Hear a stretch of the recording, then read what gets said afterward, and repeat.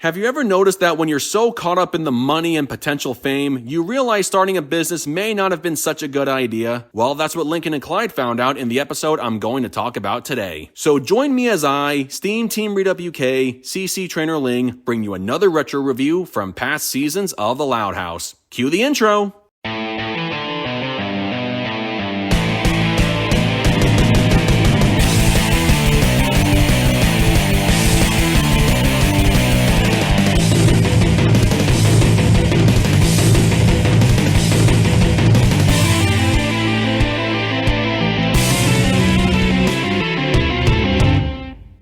Today's episode is Tough Cookies. In this episode, Lincoln and Clyde start their own cookie making business and they come to realize it's more difficult than they thought. The best way to describe this episode would be the following: downright forgettable and boring. The whole story is incredibly simple. Clyde bakes cookies, Principal Huggins uses them to make his boss happy. This inspires Lincoln and Clyde to start their own business. They get their friends involved, everything results in a big mess, and they ultimately quit the business after it becomes too hard to fulfill all their customers' orders. No, seriously, that's really all there is to the story. The only memorable thing that stands out is the running gag where everyone takes a bite out of Clyde's cookies and fireworks go off in their eyes. Everyone who partakes in this gag has the same reaction with the same animation while the same music cue plays in the background. On the one hand, it does show how good Clyde is at baking cookies, considering baking/cooking is the most definable part of his character by this point in the series. But on the other hand, it's a gag that stopped being funny very early when it broke the rule of three. There's also the running gag with Lynn Sr. getting multiple items sucked up into the air vent at his restaurant, and then there's the final scene where the kids are laughing and then the camera quickly cuts to him laughing while hanging from the vent. Like, okay, what the hell was that all about? That was just weird. Aside from the gags, everything else in this episode was just